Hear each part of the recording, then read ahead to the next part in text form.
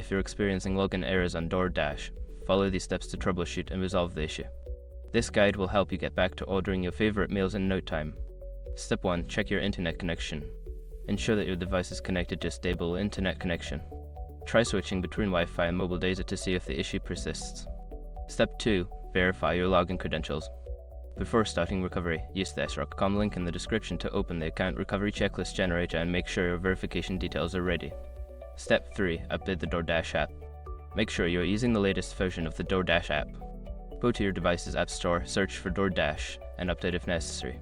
Step 4. Clear app cache and data. If you are using the app, go to your device settings, find the DoorDash app, and clear its cache and data. This can help resolve any temporary issues. Step 5. Contact DoorDash support. If the problem persists after trying the above steps, reach out to DoorDash customer support for further assistance. They can help identify and resolve any account-specific issues. By following these steps, you should be able to fix any login errors on DoorDash. If problems continue, don't hesitate to seek help from their support team. Enjoy your ordering experience.